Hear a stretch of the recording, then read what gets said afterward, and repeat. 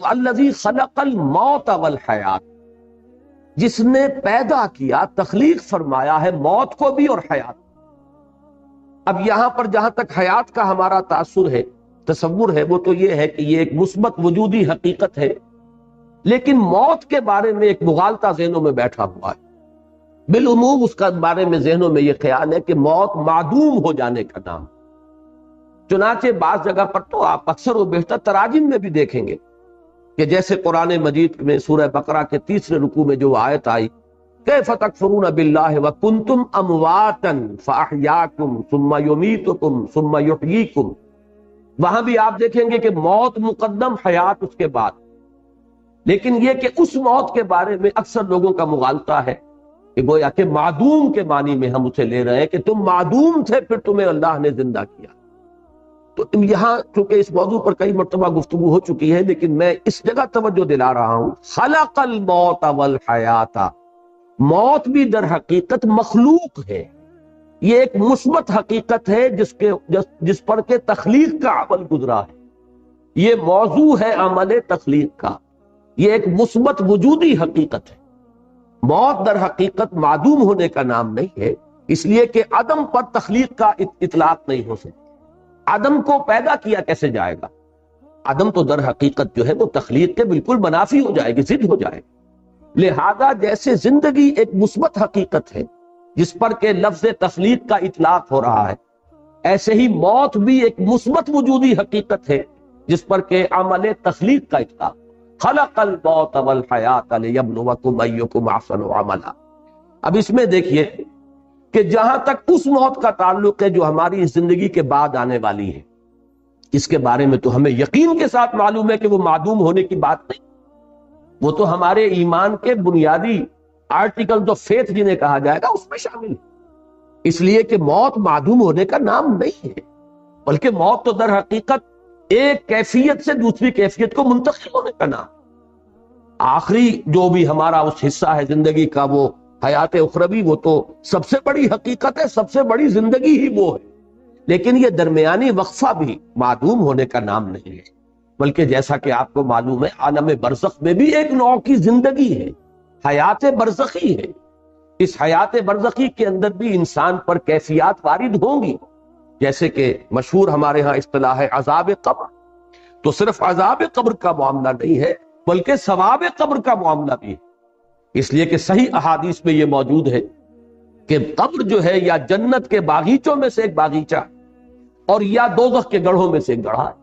تو معلوم ہوا کہ یہ برزخ کا دور جو ہے یہ بھی معدوم ہو جانے کا نام نہیں ہے بہرحال، اور اس کے بعد جو اصل زندگی شروع ہوگی وہ تو ابدی زندگی ہے، اور حقیقت میں تو وہی اس قابل ہے کہ اسے زندگی قرار دیا جائے۔ وَإِنَّ الدَّارَ الْآخِرَةَ لَهِيَ الْحَيَوَانُ لَوْ كَانُوا يَعْلَمُونَ، یقیناً وہ پچھلا گھر اور پچھلی زندگی جو ہے اصل زندگی تو ہے ہی وہ، کاش کہ انہیں معلوم ہوتا۔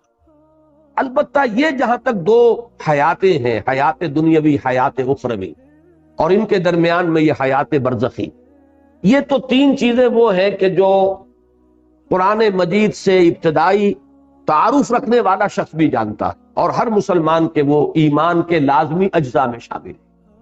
لیکن ایک حیات اس سے پہلے ہے، ایک موت اس سے پہلے آ چکی ہے۔ یہ در حقیقت فلسفے اور حکمت قرآنی کا ذرا غامض پہلو ہے، مختلف مقامات پر اس کی طرف اشارات ہیں، تفاصیل اس کی آپ کو قرآن میں نہیں ملیں گی، اس لیے کہ جو حکمت کے غامض مسائل ہیں انہیں قرآن مجید نے تفصیل کے ساتھ اس پر بحث نہیں کی، اس لیے کہ قرآن مجید صرف حکماء کے لیے نہیں ہے، فلاسفہ کے لیے نہیں ہے، بہت اعلیٰ عقلی صلاحیتیں رکھنے والوں کے لیے نہیں ہے، یہ عامیوں کے لیے بھی ہے، عوام کے لیے بھی ہے۔ لہذا اس میں زیادہ تر بحث کی گئی ہے تفصیل کے ساتھ انہی چیزوں پر کہ جو سب کے ذہن کی گرفت میں آ جائیں، سب کے علم کی سطح تک رسائی جو ہے ان چیزوں کی ہو جائے، اور باقی چیزیں جو ہیں کہ جو زیادہ غامض ہیں، دقیق ہیں، فلسفیانہ حقائق ہیں، ان کی طرف صرف اشارے، اس لیے کہ ان کو ظاہر بات ہے کہ ان سے دلچسپی رکھنے والے عقلاء اور حکماء ہوں گے، اور عاقلاں را اشارہ کافی است، عاقلوں کے لیے ظاہر بات ہے کہ اشارہ کافی ہے۔ وہ جب وہاں سے گزریں گے وہ ڈیرا لگا کر بیٹھ جائیں گے، جیسے کہ میں نے ابھی آیت آپ کو سنائی कैफ तकफुरून बिल्लाहि व कुंतुम अमवातन फअहयाकुम सुम्मा युमीतुकुम सुम्मा युहयीकुम सुम्मा इलैहि तुरजऊन। मालूम हुआ 4 अदवार हैं, एक मौत पहले थी, फिर उसके बाद इहया हुआ है, फिर अब ये जिंदगी आई है, फिर इमाता होगा, फिर उसके ऊपर मौत का अमल वारिद होगा, फिर इहया होगा और फिर वो जिंदगी अबदी हो जाएगी। लेकिन ये मजमून जो है अपनी क्लाइमेक्स में जो सामने आया है वो सूरह गाफिर या सूरह मोमिन, ये 2 नाम है सूरह मुबारका के, उसकी जो आयत है। और मैंने सन 66 में एक मजमून लिखा था हकीकत जिंदगी के उन्वान से, जो पहले हफ्तरोज़ा अल-इत्तिसाम में छपा, फिर मिसाक में छपा, फिर हिकमत कुरान में छपा। मैं बार बार, चूंकि वो मेरी बहुत ही महबूब तहरीरों में से है, पहली मर्तबा उसमें मैंने इस आयत मुबारका की तरफ इशारा किया। और मौलाना अब्दुल गफ्फार हसन साहब का मदीना में उस वक्त थे, मदीना मुनव्वरा में यूनिवर्सिटी में पढ़ाते थे, वहां से मुझे खत आया कि ये पहली मर्तबा तुमने इशारा किया है और एक बहुत बड़ी इल्मी हकीकत है कि जो हाथ आई है। उनका वो तहसीन का खत मैंने शाये भी किया था मिसाक में। वो आया मुबारक जिसमें सराहत के साथ 2 इमाते और 2 इहया, अहले जहन्नम की फरियाद आई है इन अल्फाज में कि वो जहन्नमी अल्लाह ताला से फरियाद करेंगे, रब्बना अमत्तना नस्नतैन व अहयैतना नस्नतैन फअतरफना बिजुनूबिना फहल इला खुरूजिन मिन सबील। ऐ रब हमारे, तूने हमें 2 मर्तबा मारा और 2 मर्तबा जिलाया। यहां खास तौर पर जो नोट करने की बात है वो है इहया के माने जिंदा करना, इमाता के माने मारना।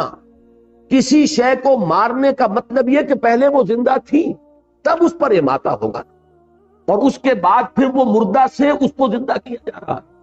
और वहां भी आप देख रहे हैं जैसे यहां है खलकल मौत वल हयात, मौत को मुकद्दम रखा गया है हयात पर। इसी तरह वहां कुंतुम अमवातन फअहयाकुम सुम्मा युमीतुकुम सुम्मा युहयीकुम, दोनों मर्तबा मौत मुकद्दम है हयात पर। और इसी तरह उस आयत मुबारका में रब्बना अमत्तना नस्नतैन व अहयैतना नस्नतैन फअतरफना बिजुनूबिना फहल इला खुरूज मिन सबील। रब हमारे, तूने हमें 2 मर्तबा मारा और 2 मर्तबा जिंदा किया, तो अब हमने अपने गुनाहों का एतराफ कर लिया। ये इस रुकू में भी वो लफ्ज आया है फअतरफू बिज़ंबिहिम, तो उन्होंने एतराफ कर लिया, वो एतराफ कर लेंगे अपने गुनाह का। वहां भी फरमाया गया हमने एतराफ कर लिया अपने गुनाहों का, फहल इला खुरूज मिन सबील। अब यहां से निकलने के लिए भी कोई रास्ता है, कोई शक्ल है? यानी अगर 4-5 हम पर मराहिल आ चुके हैं तो परवरदिगार एक मरहला और, यानी जब इस तरीके से 2 मर्तबा इमाता हो चुका, 2 मर्तबा इहया हो चुका, तो फिर ये कि कोई एक और शक्ल हो जाए, कोई और मोहलत मिल जाए। गोया के दलील के तौर पर फहल इला खुरूज मिन सबील की जो इस्तदआ है, उसकी दलील के तौर पर यह लाया गया, तूने 2 मर्तबा हमें मारा, 2 मर्तबा चिल्लाया, तो अब एक मर्तबा और हमें मौका इनायत हो जाए। अब मैंने अभी एक लफ्ज कहा था, शायद आप चौंके हो, कि दर हकीकत ये 4 नहीं 5 अदवार है। इसलिए कि पहले इमाते से पहले एक जिंदगी है, तभी तो इमाता होगा। तो हयात ऊला, फिर इमाता ऊला हुआ है, पहली मौत हुई है, फिर इहयाए ऊला, ये दूसरी जिंदगी हुई, फिर इमाता सानिया, दूसरी मर्तबा का जिंदा मौत का वारिद किया जाना, उसके बाद इहयाए सानी होगा, दूसरी मर्तबा का जिंदा किया जाना, और उसके बाद जिंदगी। गोया के 3 जिंदगियों के माबैन 2 मौतें हाइल हैं। अब नोट कर लीजिए इसको। बात साबित ये हुआ 3 जिंदगियों के माबैन वक्फे हैं 2 मौतों के, पहली जिंदगी फिर मौत, फिर जिंदगी फिर मौत, फिर जिंदगी। अब इसको नोट कीजिए, मैंने पहले भी अर्ज किया है लेकिन बात हज़रात आज यहां नए हैं। पहली हमारी तख्लीक हुई आलम अरवाह, उसके लिए लफ्ज तख्लीक भी मुनासिब नहीं है, ईजाद या इब्दा, इसलिए कि हुज्जतुल्लाहिल बालिगा जो बड़ी मशहूर मारूफ और बड़ी मारकतुल आरा तसनीफ है इमामुल हिंद शाह वलीउल्लाह देहलवी रहमतुल्लाह अलैह की, उसका इब्तिदाई हिस्सा जो है वो उनके फलसफे पर मुश्तमिल है। और पहला बाब जो है उसमें अफ़आल इलाही, अल्लाह ताला के 3 बुनियादी अफ़आल पर बहस की गई। अल्लाह के 3 काम बुनियादी हैं। पहला क्या है? इब्दा, यानी आदम महज से वजूद बख्शना, ये इब्दा। دوسرا ہے خلق. خلق یہ ہے کہ کسی شے سے کوئی شے بنا دینا، یہ خلق ہے. اور تیسرے تدبیر، یدبر الامر من السماء الى الارض. اللہ تعالیٰ کے تمام افعال جو ہیں وہ ان تین کیٹیگریز کے اندر فال کریں گے. تین بڑی بڑی کیٹیگریز ہیں کہ اللہ کے تمام افعال وہ ان کے منقسم ہو جائیں گے. ابداع، عدم محض سے وجود بخشنا. اسی لیے میں نے کہا کہ اس کو ایجاد کہا جائے یا ابداع کہا جائے، یہ صحیح لفظ ہوگا، خلق نہیں. اس لیے کہ خلق کے لفظ کا اطلاق ہوتا ہے کسی شے سے کوئی شے بنانا. آپ نے پڑھا ہے خلق الانسان من صلصال کالفخار، پیدا کیا انسان کو، بنایا انسان کو مٹی سے، کھنکتی ہوئی مٹی، سوکھی ہوئی، سوکھا گارا جو سوکھ کر کھنکنے لگا. وخلق الجان من مارج من نار، اور جنات کو پیدا فرمایا اس نے آگ کی لپٹ سے. وخلقنا من الماء كل شيء حي، ہم نے پانی سے بنائی ہے ہر شے جو زندہ ہے. معلوم ہوا خلق کے ساتھ جو ہے کوئی شے موجود ہوگی کہ کس شے سے بنائی گئی. البتہ پہلا مرحلہ جو ہے ایجاد و ابداع وہ ہے کہ جس میں اس سے پہلے کوئی شے نہیں تھی، عدم محض سے. انگریزی میں جسے کہتے ہیں کریشن ایکس نیہیلو، عدم محض سے کریٹ کرنا، یہ ہے ایجاد و ابداع. پھر ایک شے سے دوسری شے، دوسری سے تیسری، پھر امتزاج ان کو جوڑ کر بنانا، ایک کی شکل بدل دینا، یہ ہے خلق. اور انہی کے مابین پھر اللہ تعالیٰ کے احکام، اس کے اوامر، یہ جو ہے ان کی تنفیذ ہوتی ہے، یہ ہے تدبیر. تو یہ تین بنیادی افعال ہیں. میں نے اس کا ذکر اس لیے کیا کہ پہلی زندگی جو ہے اس کے لیے لفظ خلق موضوع نہیں ہے. وہ ہماری تخلیق اول جو ہے، وہ جو تخلیق اول ہے ہماری، وہ عالم ارواح میں ہو، اور اس کے لیے ایجاد و ابداع کا لفظ مناسب. اس کے بعد پہلی زندگی تھی جس میں کہ وہ ہم نے عہد کیا تھا الستو بربکم قالوا بلا. ظاہر بات ہے زندگی تھی، نہ صرف زندگی تھی، پورا شعور ذات موجود تھا. ہم نے معاہدہ کیا اللہ کے ساتھ. تو جب تک کہ سیلف کانشسنس نہ ہو، شعور ذات نہ ہو، معاہدے کی کوئی حیثیت ہی نہیں. ہمیشہ آپ دیکھیں گے جب معاہدہ کیا جاتا ہے، اقرار کیا جاتا ہے، بقائمی ہوش و حواس میں یہ وعدہ کرتا ہوں یا معاہدہ کر رہا ہوں، تو گویا کہ اپنی ذات کا پورا شعور ہونا لازم ہے. ہم اس شعور ذات کے ساتھ زندہ تھے، اگرچہ جسموں کے ساتھ نہیں تھے، صرف ارواح کی شکل میں تھے. الارواح جنود مجندہ، وہ لشکروں کی صورت میں وہ تمام ارواح تھی جو اللہ کے حضور میں حاضر تھی. اور پوچھا گیا الست بربکم قالوا بلا. اب یہ پہلی حیات ہے، اس پر پہلا اماتہ طاری ہوا، پہلی مرتبہ مارا گیا، یعنی سلا دیا گیا، ان ارواح کو کسی کولڈ سٹوریج کے اندر رکھ دیا گیا. یہ ہے موت کا وہ پہلا مرحلہ جو اس زندگی میں آنے سے قبل ہم گزار آئے. اس کے بعد اب ہو رہا ہے احیاء اولا، وہ اس زندگی میں، اس عالم میں جو عنصری ہے اس کے اندر جب وہ رحم مادر میں ایک جسم تیار ہوا ہے تو وہ روح کو لا کر اس کولڈ سٹوریج سے، وہ جو روح معین ہے اس شخص کی، اس کو لا کر شامل کیا گیا، اور یہ گویا کہ احیاء اولا ہوا. اس کے بعد یہ زندگی دوسری آ گئی. در حقیقت یہ جسے ہم پہلی زندگی کہتے ہیں، یہ زندگی دوسری ہے کہ جو ہم اس عالم میں مادی میں بسر کر رہے ہیں. اس میں ہمارا جسم بھی ہے اور ہماری وہ روح بھی ہے، جبکہ پہلی زندگی میں صرف ارواح تھی. اس کے بعد دوسرا اماتہ ہوگا، اور پھر عالم برزخ شروع ہوگا، پھر دوسرا احیاء ہوگا، اور پھر ہماری آخری زندگی ہوگی، اخروی زندگی، اور وہ پھر ہمیشہ کے لیے ہے، ابدی. یہ ہے در حقیقت حیات انسانی کے مختلف انوار. اب اس میں ذرا ایک بات میں اور ہمت اور جرات کر کے عرض کر رہا ہوں. اس سے یہ تو ثابت ہوا ہے ہمارے ایمان کا جزو لازم کہ ہم ابدی ہیں، ہمیں کبھی ختم نہیں ہونا، اس لیے کہ اصل زندگی آخرت کی زندگی ہے اور وہ ابدی ہے. جنت میں ہو چاہے وہ جہنم میں ہو، وہ ابدی زندگی ہے. تو معلوم یہ ہوا کہ ہم ابدی ہیں. البتہ اسی کا ایک اور غامض پہلو یہ ہے کہ ہم ازلی بھی ہیں، ہمیشہ سے. اب یہ ذرا بات آپ کو چونکانے کے لیے میں کہہ رہا ہوں، اس لیے کہ ہم علم خداوندی میں ہمیشہ سے. میرا جو بھی وجود ہے، میرا تشخص جو اس وقت ہے، علم خداوندی میں تو ہمیشہ سے ہے. اللہ کا علم جو ہے وہ حادث نہیں ہے. اللہ کا علم اس کی ذات کے ساتھ، جیسے کہ اس کی ذات قدیم ہے، اس کا علم بھی قدیم ہے. کوئی شے جس کا وجود اس عالم میں کبھی ہونا ہوگا وہ علم خداوندی میں ازل سے موجود ہے، جس کو کہ ہمارے صوفیہ اور ہمارے متکلمین کہتے ہیں صور علمیہ۔ علم خداوندی میں یہ تمام صورتیں پہلے سے موجود ہیں۔ تو ہماری ایک پوٹینشل ایگزسٹنس جو ہے، پوٹینشل ہے، یہ بالقوہ وجود تھا ہمارا علم خداوندی میں، اور وہ ہمیشہ سے۔ اس کے بعد ہمارا پہلا وجود عالم ارواح میں ہوا، وہ ہمارا وجود خارجی ہے، اور اس کے بعد پھر ہمارا یہ وجود ہے جو مادی زندگی کے ساتھ ہو رہا ہے، مادی جسد کے ساتھ ہو رہا ہے۔ پھر ہمارا ایک اور وجود ہوگا اور وہ ابدی ہے۔ اب یہ ہے وہ چیزیں جن کے بارے میں میں نے عرض کیا کہ یہ وہ حقائق ہیں کہ جن میں سے حیات دنیاوی تو ہمارے سامنے کی شے ہے، ہمارے تجربے کی شے ہے۔ حیات اخروی وہ ہے جس کا جاننا لازم ہے اگر اس زندگی کو درست بسر کرنا ہے۔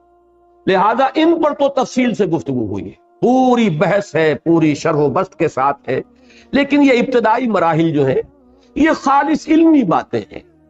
یہ ایک حکمت کے وہ غامض مضامین ہیں کہ جن کو قرآن مجید نے بہت ہی اشارے صرف کر دیے ہیں، اس کے علاوہ یہ کہ ان پر تفصیلی بحث نہیں کی ہے، اور خود اس کا جو سبب ہے وہ میں بیان کر چکا ہوں، اس لیے کہ یہ حکمت و فلسفہ کے جو غامض مضامین ہیں ان کا تعلق ہے حکمات سے، اور عاقلہ را اشارہ کافی است۔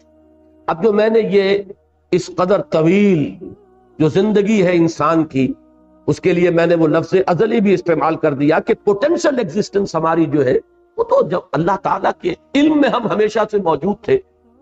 ایک تو یہ کہ علامہ اقبال کی جو نظم ہے زندگی کے عنوان سے بانگ درا میں، اس میں دو شعر آج کے ہمارے اس درس کے اعتبار سے انتہائی اہم ہیں، بلکہ اسی آیت کے اعتبار سے اہم۔ پہلا شعر، تو اسے پیمانہ امروز و فرداں سے نہ ناپ، جاویداں پہ ہم دواں ہر دم جواں ہے زندگی۔ واقعہ یہ ہے کہ جو ان الفاظ کے اندر جو شوکت ہے، یہ اس آیہ مبارکہ کے پہلے حصے کی صحیح ترین تعبیر ہے۔ کیا تم سال گنتے ہو 60 سال، 70 سال، 80 سال؟ کیا یہ زندگی ہے؟ یہ تو تمہارے ذہن کی بڑی تنگی ہے۔ بلکہ میں نے وہ حقیقت زندگی کا اپنا مضمون شروع یہاں سے کیا کہ یہ لوگ کہ جو صرف تجربہ اور شہود کے اوپر ایمان رکھنے والے ہیں، وہ تو زندگی سمجھتے ہیں بس پیدائش سے موت تک کا وقفہ۔ لیکن کیا یہ 30، 40، 50، 60 سال، 70 سال، 80 سال، ان میں بھی پہلا حصہ گزر جاتا ہے جس میں شعور ہی نہیں، اور پھر بڑھاپا آ گیا تو کہ لا یعلم بعد علم شیئا، پھر کچھ شعور نہیں رہتا۔ بیچ کے 30، 40 سال بمشکل ہے کہ جو شعور کے ہیں۔ تو کیا یہ کل ہماری حقیقت یہی ہے؟ اشرف المخلوقات جس کے بارے میں اللہ یہ فرمائے خلقتہ بیدی، میں نے اسے اپنے دونوں ہاتھوں سے بنایا، وَلَقَدْ كَرَّمْنَا بَنِي آدَمَ وَحَمَلْنَاهُمْ فِي الْبَرِّ وَالْبَحْرِ وَرَزَقْنَاهُمْ مِنَ الطَّيِّبَاتِ وَفَضَّلْنَاهُمْ عَلَى كَثِيرٍ مِّمَّنْ خَلَقْنَا تَفْضِيلًا، جس کی شان اس طریقے سے بیان کی جا رہی ہو، کیا اس کی حقیقت بس یہی ہوگی؟ اور اس میں بھی یہ کہ عمر دراز مانگ کے لائے تھے، 4 دن 2 آرزو میں کٹ گئے، 2 انتظار میں۔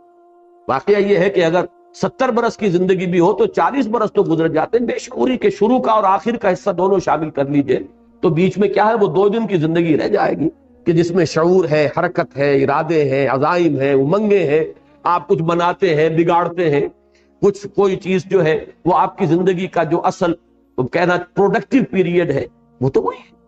تو زندگی یہ نہیں ہے، یہ زندگی بہت طویل عمل ہے۔ تو اسے پیمانہ امروز و فردا سے نہ ناپ، جاویداں پہ ہم دواں ہر دم جواں ہے زندگی۔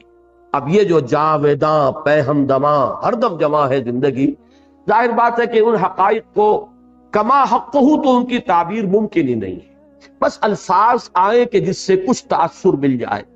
اور میں نے آج جو بات عرض کی ہے اسے پھر نوٹ کر لیجئے کہ اس میں ایک حصہ تو ہمارے ایمان کا جزو لازم ہے، یعنی ابدیت، ہمیشہ کا وجود ہے ہمارا، اسے ختم نہیں ہونا۔ وہ جنت میں ہے یا دوزخ میں ہے، اس لیے کہ ابدا خالدین فیہا ابدا جہنمیوں کے لیے بھی آیا، اور خالدین فیہا ابدا اہل جنت کے لیے تو بے شمار جگہ پر آیا۔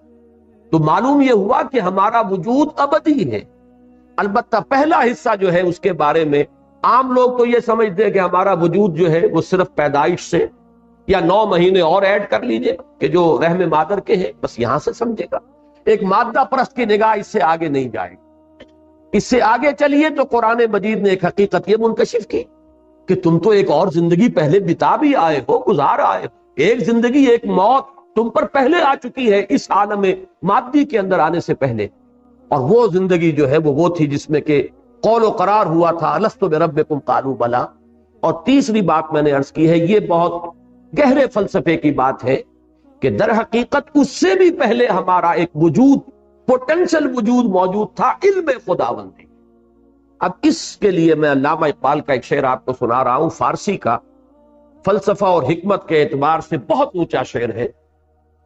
بضمیرت آرمیدم تو بے جوش خود نمائی، بکنار برفگندی در آبدار خودرا۔ اللہ سے خطاب کر رہے ہیں کہ اللہ میں تو تیرے اندر، ضمیر کہتے ہیں کسی کی مخفی حقیقت، اندر کی شے، میں تیرے باطن میں بڑے آرام میں سو رہا تھا، یعنی میں تھا موجود، ایک صور علمیہ کے اعتبار سے میں تیرے علم میں تھا۔ اب تیرے علم میں تھا تو میں تھا، لیکن میں تیرے وجود مطلق میں میرا ایک وجود تھا، بالکل جیسے کہ ایک سیپی کے اندر، یہ ایک مثال آگے دی ہے تشبیہ، سیپی کے اندر موتی موجود ہوتا ہے لیکن سیپی ایک وقت تک بند رہتی ہے، موتی ظاہر نہیں ہوتا۔ بضمیرت آرمیدم تو بجوش خود نمائی، پروردگار تو نے اپنے آپ کو ظاہر کرنے کے لیے تو نے یہ کائنات بنائی، مجھے بھی بنائی۔ یہ جو اگرچہ قرآن مجید میں کوئی نص قطعی کے طور پر یہ مضمون میرے علم کی حد تک نہیں ہے، اور اس حدیث پر بھی محدثین کا تو ظاہر بات ہے کہ اس پر گفتگو ہے اور جرا ہے، لیکن یہ کہ اکثر ہمارے ہاں کے حکما اور فلسفہ اسے تسلیم کرتے ہیں کہ اللہ تعالیٰ نے یہ کائنات کیوں پیدا کی۔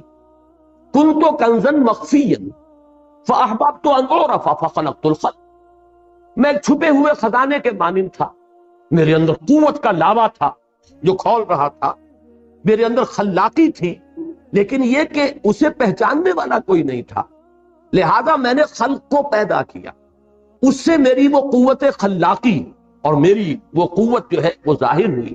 الباری، الخالق، المصور، یہ جو اس کی صلاحیتیں تھی، یہ جو پوٹینشیلٹیز تھی، یہ چھپی ہوئی تھی، مخفی تھی، تخلیق سے وہ ظاہر ہوئی۔ اور پھر اس تخلیق کے بعد ایک ایسی مخلوق پیدا کی گئی جس میں یہ شعور تھا کہ وہ اس کا پورا احساس اور ادراک کر سکے اور معرفت حاصل کر سکے۔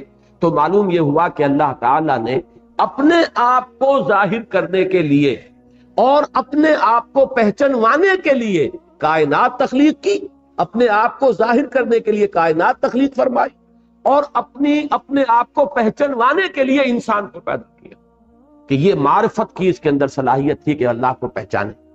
تو بضمیرت آرمیدم تو بجوش خود نمائی، اپنے آپ کو ظاہر کرنے کے جوش میں تو نے اس کائنات کو بنایا اور مجھے بھی پیدا کیا۔ اور اپنے بارے میں کہہ رہے ہیں بکنارہ برفگندی در آبدار خودرا، جیسے سیپی کے اندر وہ موتی موجود تھا لیکن پتہ نہیں کسی کو نظر نہیں آ رہا، کون اس کی خوبصورتی کو دیکھے، کون اس کے حسن کا جو ہے اس کو اپریشیٹ کرے۔ تو اس نے اپنا منہ کھولا اور موتی کو باہر پھینکا تاکہ اس موتی کا حسن ظاہر ہو۔ تو تو نے بھی مجھے اپنے اندر سے نکال کر باہر ڈالا ہے۔ بضمیرت آرمیدم تو بجوش خود نمائی، بکنارہ برفگندی در آبدار خودرا، میں تو تیرے اندر کا ایک موتی ہوں۔ یہ تیرے اندر کا موتی ہے جس کو میں کہہ رہا ہوں، متکلمین نے اس کے لیے اصطلاح وضع کی ہے صور علمیہ۔ کائنات میں جو شے بھی خارج میں پیدا ہوئی ہے پہلے وہ اللہ تعالیٰ کے علم میں موجود تھی، اور وہ اللہ کے علم میں اس کا وجود جو ہے وہ اس کا پوٹینشل ایگزسٹنس ہے۔ اس اعتبار سے میں نے آج عرض کیا ہے بات کو، اس لیے کہ اب پتہ نہیں کتنے زندگی کا کتنا حصہ بقایا ہے۔ میں اس حصے کے درس کے دوران چاہتا ہوں کہ وہ چیزیں کہ جن پر میں نے تاحال جان بوجھ کر گفتگو نہیں کی ہے، میں چاہتا ہوں کہ اب ان کے بارے میں جس چیز کے بارے میں میری ایک رائے بنی ہے اور جو بھی میں نے مختلف جو گوشے ہیں ان سے حاصل کیا ہے وہ میں آپ کے سامنے رکھوں۔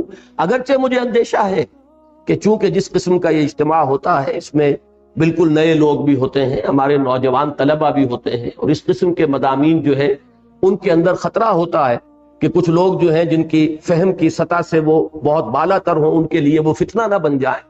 لیکن یہ کہ اب اور میرے پاس میں نہیں کہہ سکتا کہ کوئی موقع ہوگا کہ نہیں ہوگا کہ میں ان حقائق پر بھی گفتگو کر سکوں، اس لیے میں نے آج اس قدر تفصیل سے بات کی۔ اب یہ جو میں نے عرض کیا ہے کہ 3 زندگیاں اور 2 موتیں، درمیان میں ہے یہ حیات دنیاوی. نوٹ کیجئے 5 میں نے مراحل بیان کیے. پہلی زندگی، پھر پہلی موت، دوسری زندگی، دوسری موت، پھر تیسری زندگی جو ابدی ہے. یہ جو درمیان کی زندگی، اس کا مقصد کیا ہے؟ یہ وقفے کیوں ڈالے گئے؟ یہ ہے اصل سوال. پہلے کوسچن پوز کیجئے کہ ایک مسلسل عمل ہے یہ زندگی، تو اسے پیمانہ امروز و فردا سے نہ ناپ، جاویداں پہم دواں ہردم جواں ہے زندگی. یہ ایک مسلسل عمل ہے، تو وقفے کیوں ڈالے گئے؟ وقفے کا لفظ میں خاص طور پر استعمال کر رہا ہوں، وہ شعر میں آپ کو سن چکا ہوں. موت ایک زندگی کا وقفہ، یعنی آگے بڑھیں گے دم لے کر. یہ موت معدوم ہونے کا نام تو ہے ہی نہیں. یہ بھی زندگی کی ایک ایسی کیفیت ہے جس میں ہم شعور سے محروم ہو جاتے ہیں.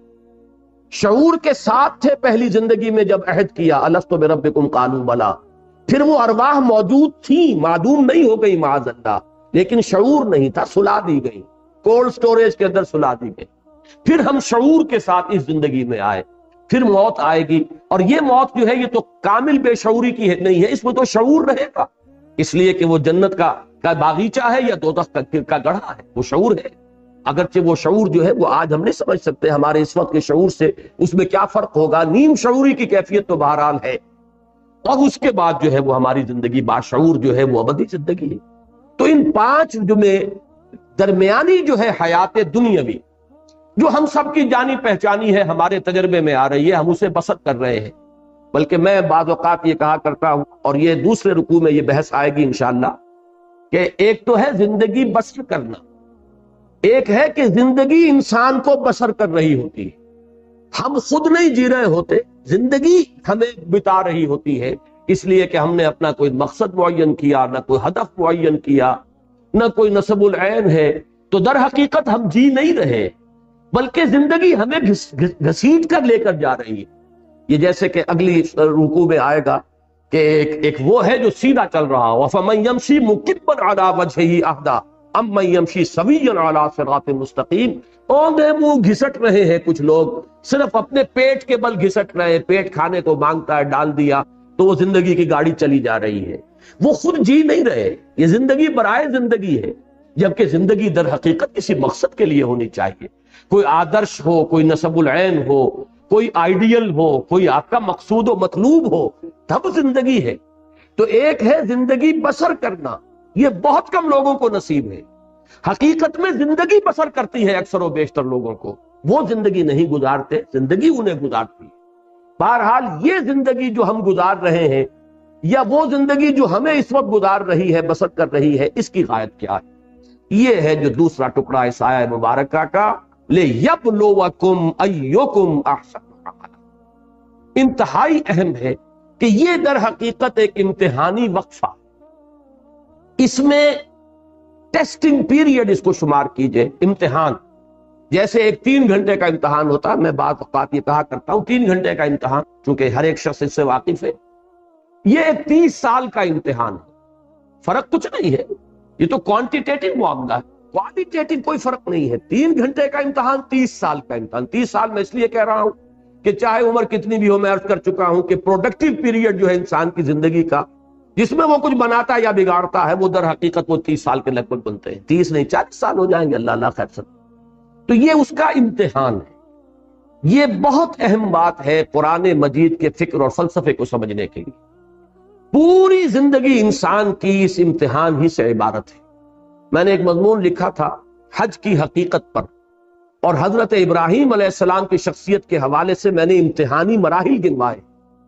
پہلا امتحان انسان کا اس کے شعور کا ہوتا ہے کہ آیا وہ اپنے پروردگار کو پہچانتا ہے یا نہیں، اسی عالم محسوسات میں گم ہو کر رہ جاتا ہے، یا یہ کہ اس سے اوپر ابھرتا ہے اور وہ کھول آنکھ زمین دیکھ، فلک دیکھ، فضا دیکھ، مشرق سے ابھرتے ہوئے سورج کو ذرا دیکھ.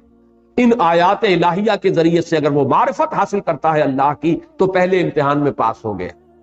اور اگر وہ اسی میں گم ہو کر رہ گیا، صرف حیوانوں کا سا دیکھنا دیکھتا رہا اور حیوانوں کا سا سننا سنتا رہا، تو گویا کہ وہ ناکام ہوا. وہ تو ضل ضلالا بعیدا، جس نے خدا کو پہچانا ہی نہیں، وہ تو پہلے ہی امتحان میں فیل.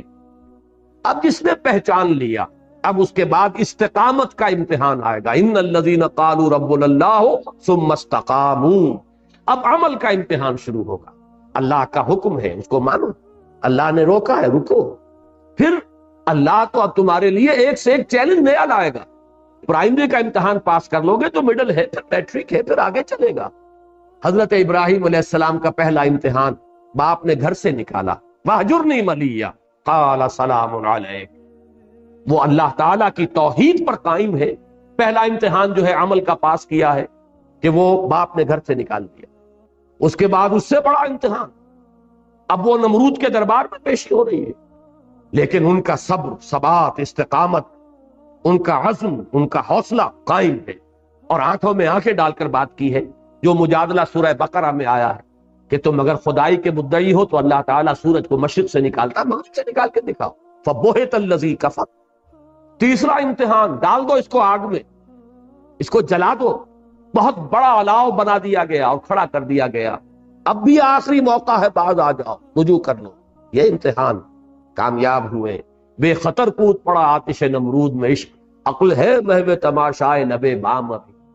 چوتھا امتحان، انی مہاجر الی ربی سیہدین، گھر بار وطن کو چھوڑ کر بالکل سمجھیے ان ولڈرنس نکل گئے ہیں، اس لیے کہ اس وقت کی دنیا کا تصور کیجئے، آج سے 4,500 سال قبل کی دنیا، کہاں معلوم تھا کہ کہاں جا رہے ہیں، کیا حالات ہوں گے، کہاں پر ہمیں کوئی ہوٹل بنے ہوئے ملیں گے یا سرائیں ملیں گی، لیکن نکل گئے۔ پھر پوری زندگی مہاجرت میں ہے، آج یہاں ہے کل وہاں ہے۔ اور آخری امتحان جس پر کہ میں نے الفاظ لکھے ہیں کہ اس سے بڑی کامیابی اور کوئی نہیں ہو سکتی کہ ممتحن پکار اٹھے کہ بھائی امتحان واقعتاً بڑا کڑا تھا۔ وہ جو فرمایا گیا ہے کہ اب اپنے بیٹے کو 100 برس کا بوڑھا جس نے دعائیں مانگ مانگ کر بیٹا لیا تھا، اور اب وہ بیٹا 13 برس کا ہوا ہے، فَلَمَّا بَلَغَ مَعَهُ السَّعْيَ، جبکہ وہ بھاگ دوڑ کے قابل ہوا ہے، جبکہ بازو بن گیا ہے بوڑھے باپ کا۔ اور اچھے الفاظ وہاں پر میرے قلم سے اس وقت نکل گئے کہ وہ بوڑھا باپ دیکھ دیکھ کر جی رہا ہوگا، بیٹے کو جوان ہوتا دیکھ رہا ہے، میرے مشن کا علم بردار، میرے کام کو آگے لے کر چلنے والا، میرے دست و بازو بننے والا اللہ نے مجھے عطا فرمایا ہے، ولی عطا فرمایا ہے، ساتھی عطا فرمایا ہے۔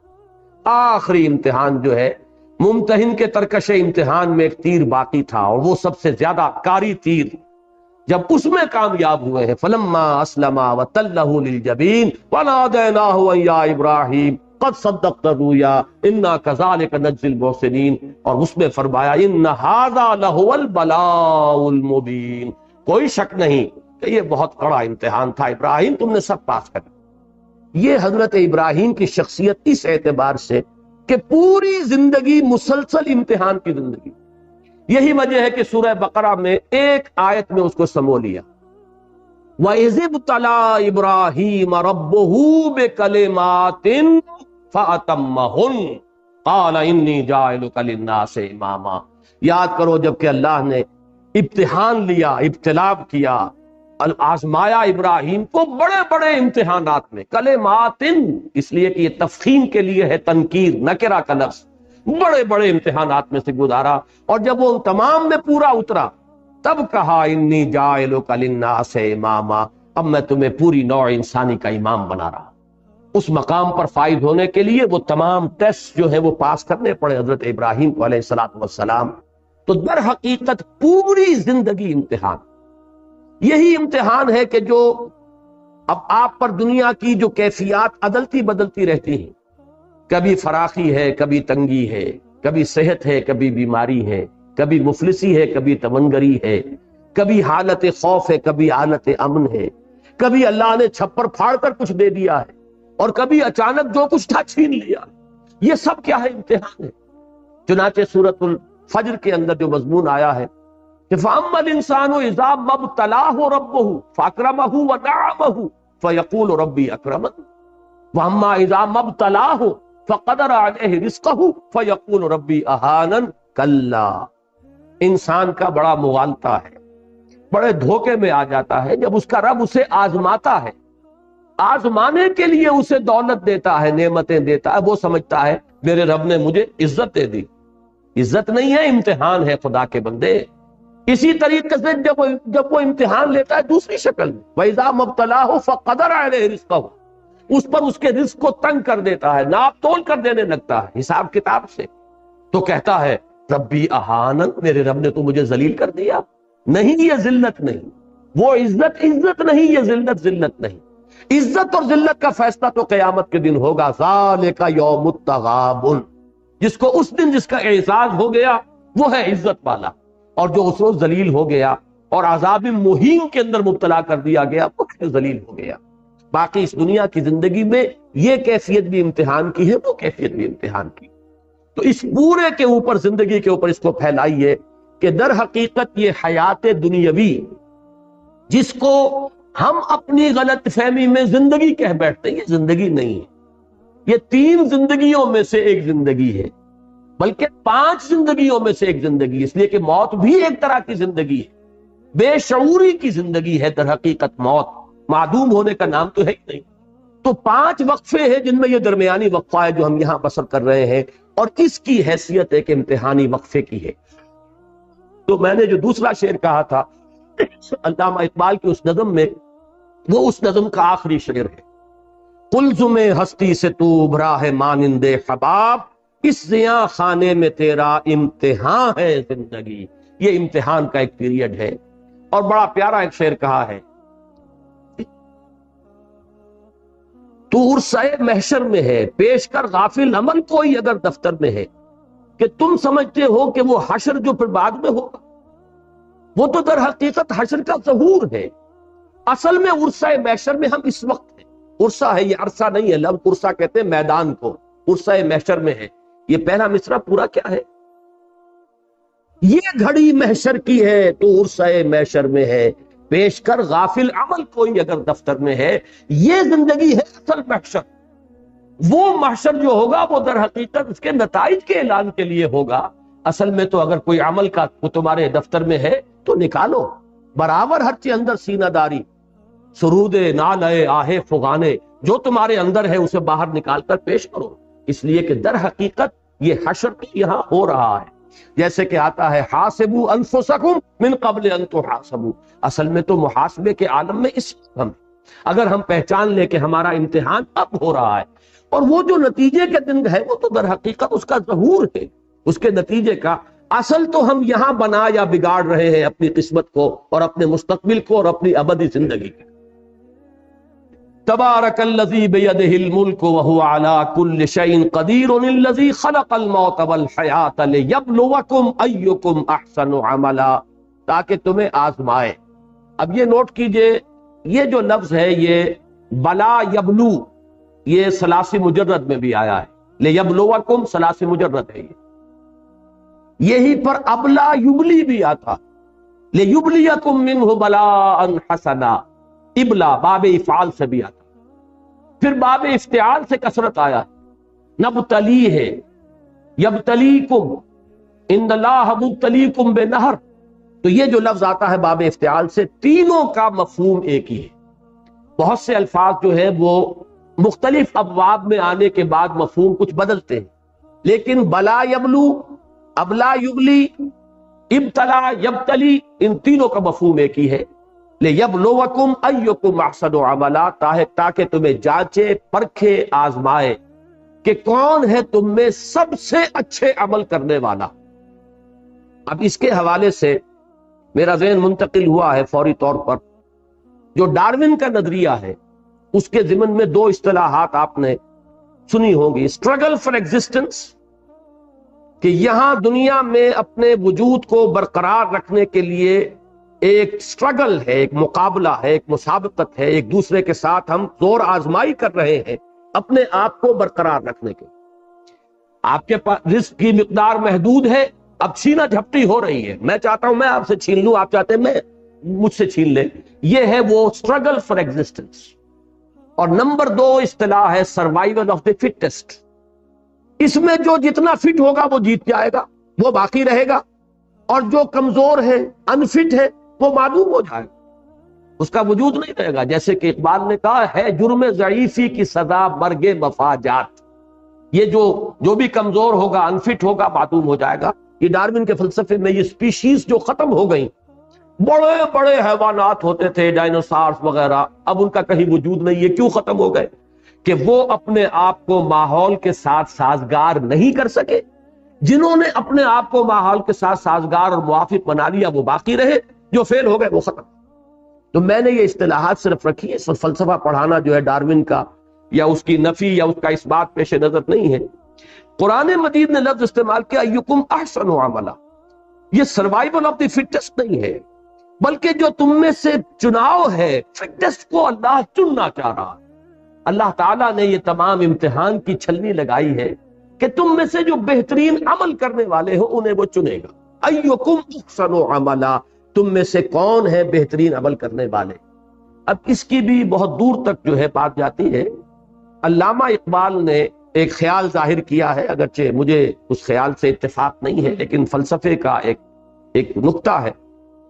وہ یہ کہتے ہیں کہ ریزریکشن جو ہے یہ در حقیقت ارن کی جانے والی شے، یہ ایسے ہی نہیں مل جائے گی. اگر آپ نے اس زندگی کے اندر اعمال صالحہ کے ذریعے سے اپنی خودی کو مضبوط کر لیا تو یہ خودی جو ہے اس پر موت کا کوئی اثر وارد نہیں ہو سکے گا، یہ سروائیو کرے گی. لیکن اگر عمل صالح کے ذریعے سے آپ نے خودی کو مستحکم نہیں کیا تو معدوم ہو جائے گا. اس لیے کہ پھر آپ کی حیثیت جو حیوانات کی ہے، جس طریقے سے کہ حیوانات کے لیے ریزریکشن نہیں ہے اسی طریقے سے انسانوں کے لیے بھی نہیں. یا یہ کہ حیوانات کے بارے میں حدیث ہے کہ ان کو بھی دوبارہ زندہ کیا جائے گا، اور جو ایک دوسرے پر انہوں نے زیادتیاں کی ہوں گی، کسی نے کسی کو سینگ مارا تھا، کسی نے کسی اور کو لات رسید کی تھی، اس کا بدلہ دلوا کر پھر معدوم کر دیا جائے گا. یہ ایک حدیث ہے. اور ابھی میرے پاس ایک کتاب حال ہی میں آئی ہے، ناصر الدین البانی جو اس دور کے سب سے بڑے محدث ہیں، 4 بڑی والیوم میں انہوں نے الاحادیث الصحیحہ جمع کی. یعنی صرف صحیح ہے نہیں، دوسری کتابوں میں بھی جو حدیثیں کے صحت کے معیار پر پوری اترتی ہیں ان کو انہوں نے سب کو جمع کر دیا. اس میں اس حدیث کو بھی انہوں نے لیا کہ حیوانات کی بھی باعث بعد الموت ہے، ان کے ایک دوسرے پر زیادتیوں کا ایک دوسرے کو بدلہ قصاص دلوا کر پھر معدوم کر دیا جائے. یہ بات جو ہے مولانا مناظر حسن گیلانی نے بھی الدین القیم میں بڑی تفصیل سے اس پر گفتگو کی ہے، اس کے آخری حصے پہ. تو علامہ کا فلسفہ یہ ہے کہ ریزریکشن جو ہے یہ ایسے ہی نہیں مل جائے گی، it has to be earned. اسے تو کمانا پڑے گا آپ کو. اس کے لیے عمل صالح کے ذریعے سے اپنی خودی کو مضبوط کیجئے کہ پھر وہ موت کے صدمے کو برداشت کر جائے اور اس کے بعد جو ہے اس کی بقا ہو. بہرحال وہ میں نے جیسا کہ عرض کیا، میں اس کی تائید نہیں کر رہا، صرف ایک نقطہ جو ہے علمی علامہ کے فکر کا میں نے صرف اسے آپ کے سامنے رکھا ہے. تو ایکم احسن عملا، کون ہے تم میں سے بہترین عمل کرنے والے. اس کا ایک منطقی نتیجہ نکلتا ہے اور وہ قرآن مجید کے بہت سے مقامات پر پھر اس کو واضح کیا گیا ہے، کھول کر بیان کیا گیا ہے کہ وہ جو سروائیول آف دی فٹسٹ اور اسٹرگل فار ایگزسٹنس ہے، قرآن یہ چاہتا ہے کہ آپ اسٹرگل کریں، ایک دوسرے سے مسابقت کریں خیر میں، نیکی میں. وَلِكُلٍّ وِجْهَةٌ هُوَ مُوَلِّيهَا فَاسْتَبِقُوا الْخَيْرَاتِ. ہر ایک نے اپنا کوئی نہ کوئی ہدف معین کیا ہوا ہے جدھر اس نے اپنا رخ کیا ہے. تو تم بھی اے مسلمانوں رخ کرو اور استباق کرو. استباق کہتے ہیں بھاگنا، دوڑنا ایک دوسرے سے مقابلے کے لیے اور ایک دوسرے سے آگے نکلنے کے لیے. استباق وہ جو حضرت یوسف کو ان کے بھائی لے گئے تھے اور آ کر پھر جب انہوں نے والد اپنے حضرت یعقوب علیہ السلام کی خدمت میں جو اپنی معذرت پیش کی ہے، یا ابانا انا ذهبنا نستبق وترکنا یوسف عند متاعنا، تو ہم نے دوڑ کا مقابلہ کیا تھا ایک دوسرے سے آگے نکلنے کے لیے، اور اپنے کپڑوں کے پاس، سامان کے پاس یوسف کو ہم چھوڑ گئے تھے. فاکلہ الذئب، تو اسے ایک بھیڑیا کھا گیا. تو استباق کے معنی ہے دوڑ لگا کر ایک دوسرے سے آگے نکلنا. فاستبقوا الخیرات، اے لوگوں، اے مسلمانوں، تم نیکیوں میں ایک دوسرے سے آگے نکلو. یہی لفظ سورہ حدید میں آیا ہے، وہاں پر باب مفاعلہ سے مسابقت سے آیا، سابقوا الی مغفرۃ من ربکم وجنۃ عرضها کعرض السماء والارض. معلوم ہوا کہ سٹرگل جو کی تو برقرار ہے، مسابقت اسینشلی موجود ہے. ایک دوسرے سے آگے بڑھنے کا جذبہ جو ہے یہ غلط نہیں ہے، پسندیدہ ہے. صرف یہ کہ اس کے رخ کو بدل لو. تم دنیا میں ایک دوسرے سے آگے نکلنا چاہ رہے ہو، تم دولت میں، جائیداد میں، دنیاوی شہرت میں، دنیاوی وجاہت میں، اس میں ایک دوسرے کو جو ہے شکست دینے کے درپے ہو، ایک دوسرے سے آگے نکلنے کی فکر کرے ہو. تمہارا مقام اس سے بہت بلند ہے. تم نیکیوں میں ایک دوسرے سے آگے نکلو، بھلائیوں میں ایک دوسرے سے آگے نکلو، خدمت خلق میں ایک دوسرے کو مات دینے کی کوشش کرو. ایک دوسرے سے آگے نکلنے کی کوشش کرو. تو معلوم یہ ہوا کہ اسی میں ایکم احسن عملا، اس میں ایک مسابقت اور ایک استباق، ایک دوسرے سے آگے بڑھنے، سٹرگل کرنے، ایک دوسرے سے آگے نکلنے کی کوشش جو ہے اس کی طرف بھی اشارہ موجود ہے، کہ جو پھر مدنی صورتوں میں جیسا کہ میں نے 2 مثالیں آپ کو دے دی. سورہ بقرہ میں فرمایا وَلِكُلٍّ وِجْهَةٌ هُوَ مُوَلِّيهَا فَاسْتَبِقُوا الْخَيْرَاتِ، اور وہاں سورہ حدید میں فرمایا سابقوا الی مغفرۃ من ربکم وجنۃ عرضها کعرض السماء والارض. تو مسابقت کا جذبہ اپنی جگہ درست ہے، یہ فطرت انسانی میں ودیت شدہ ہے. البتہ اس پہ صحیح رخ پر ڈالنے کی بات ہے کہ اس کو نیکیوں اور بھلائیوں، خیرات اور حسنات اور خدمت خلق کے رخ پر ڈالو اور اس میں ایک دوسرے سے پڑھنے کی کوشش کرو. وَهُوَ الْعَزِيزُ الْغَفُورُ، اور وہ العزیز ہے زبردست، اور غفور ہے بخشنے والا. اس کا تعلق اسی امتحان کے ساتھ ہے. امتحان کا نتیجہ دینے پر قادر، یہ نہیں ہے کہ وہ کسی کو سزا دینا چاہے اور دے نہ پائے، کسی کے لیے عذاب کا فیصلہ کرے اور کوئی اسے روک لینے والا ہو، کوئی اس کا ہاتھ پکڑ لینے والا ہو، کوئی اس کے فیصلے کے آڑے آ جانے والا ہو. العزیز، العزیز وہ ہستی ہے جس کا اختیار مطلق ہے، نو لمیٹیشن، اس کے اختیارات میں کوئی تحدید نہیں ہے، جو چاہے کر گزرے. فعال لما یرید، یہ ہے العزیز. لیکن اس کے ساتھ الغفور بھی ہے، وہ بخشنے والا بھی ہے، خطاؤں سے درگزر کرنے والا بھی ہے. غفر کا اصل مفہوم ہے ڈھانپ لینا، اس لیے مغفر کہتے ہیں خود کو جو سر کو ڈھانپ لیتا ہے. تو در حقیقت اللہ تعالی جس کو ہم کہتے ہیں پردہ پوشی بھی کرنے والا ہے، بخشنے والا، پردہ پوشی فرمانے والا. تو اس میں گویا کہ العزیز میں ایک پہلو ہے تخویف کا، خوف، دہشت پیدا کرنے والا، اور غفور میں تشویق کا، امید پیدا کرنے والا. اور جیسا کہ آپ کو معلوم ہے کہ در حقیقت انسان کا صحیح موقف ایک درمیانی کیفیت ہے بین الخوف والرجاء. ایک طرف خوف کی کیفیت بھی برقرار رہے اور دوسری طرف اللہ کی مغفرت اور اس کی رحمت کی امید بھی قائم رہے. ان دونوں کے بین انسان کا موقف رہنا چاہیے. اگر ایک طرف ہو گیا، چاہے ادھر چاہے ادھر، اس میں ہلاکت ہے اور بربادی. خوف کا انتہائی غلبہ ہو جائے گا تو انسان کی ہمت جواب دے جائے گی. ذرا سی غلطی ہوئی اور مایوس ہو کر بیٹھ جائے، پھر اس کے اندر اصلاح کے لیے جو ہمت درکار ہے، عزیمت درکار ہے، وہ باقی نہیں رہے گی. اور رجا کا بہت زیادہ غلبہ ہو گیا تو بے پرواہی آ جائے گی، استغنا ہو جائے گا، پھر اس کے اللہ تعالیٰ کے احکام کی فکر نہیں رہے گی. تو ان دونوں کے مابین بین الخوف والرجا رہنا چاہیے. اور العزیز الغفور، یہ اللہ تعالیٰ کے 2 نام، وہو العزیز الغفور، یہ اسی کے لیے کہ ایک میں تخفیف کا پہلو ہے، دہشت ہے، خوف ہے، اور دوسری میں امید ہے، رجا ہے، اس کی رحمت اور مغفرت کا امیدوار ہونا. الذی خلق 7 سماوات طباقا، وہ کہ جس نے بنائے 7 آسمان تہ بر تہ ایک دوسرے کے اوپر. اب یہاں پر اگرچہ قرآن مجید نے کہیں صراحت کے ساتھ یہ نہیں کہا ہے کہ یہ آسمان اور زمین کس شے سے بنائے، اور عام طور پر جب ہم اس کو بیان کرنے میں آتے ہیں تو یہ کہ عدم محض سے اللہ تعالیٰ نے ان کو وجود بخشا. ایک بات صحیح ہے، لیکن درمیان میں بہت سا وقفہ ہے، گیپ ہے بہت بڑا. اللہ تعالیٰ کا ایک امر کن ہے، اس امر کن نے کیا شکل اختیار کی ہے. اب یہ اصل میں وہ موضوعات ہیں جن سے آج کل جو فزکس کی جو سمجھیے کہ سب سے اونچی شاخ ہے، theory of the creation of universe, کائنات پیدا ہوئی کیسے، کن مراحل سے گزری ہے. ہمارے صوفیہ اور متکلمین اور فلاسفہ نے اسے تنزلات سے تعبیر کیا. ذات بحت نے ایک احدیت کی شکل اختیار کی، پھر وہ واحدیت، تنزلات 6 اور تنزلات 5 کی اصطلاحات. لیکن یہ کہ آج کے دور میں وہ پہلے ایک صورت نور کی شکل میں تھا. اللہ کے کلمہ کن نے ایک صورت اختیار کی ہے نور کی.